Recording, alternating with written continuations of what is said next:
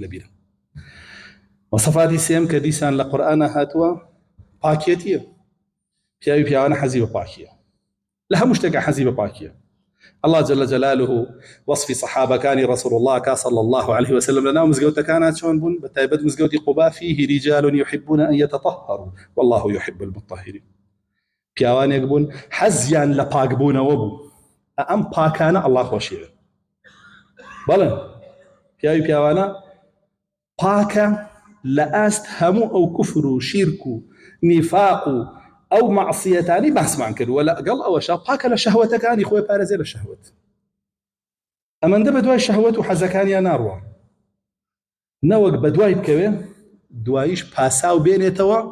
بۆ شەرعیەت پێدانی. تەماشاکە الله سبحانه وتعالى باسی رسول الله صلى الله عليه وسلم باسی حەوت کەسمان بۆکە کە لە ژێر سێبەری عەرشان. ئەگەر تەماشا بکەی ئەم پیاوانەی تایە کە ئێستا باسیەکەین لێرەیە لەم نیشانانەیە کە هێناومانە لە قورئانە لەبارەی ئەو پیاوانەی کە خۆیان پاکراگرن لە ئاست شەهوەتەکانیان فەرمێکی فەرمێ ڕەجڵ پیاوێکی پیاوانە هەر بە ڕەجڵ پیاو ناویەبە دعته امرأة ذات جمال ومنصب ئافرەتێک بانگیەکە جوان ڕازاوە ئاڵوواڵە خاوەن پێگەش یعنی ئەگەر بیهێنێ زینای لەگەڵا بکە کەس ناتوانێت بڵێ بۆ کردن کە پێگەی هەیە ئەفەرمێ بەڵام مۆڵەکی ئینی ئەخاف الله پیاو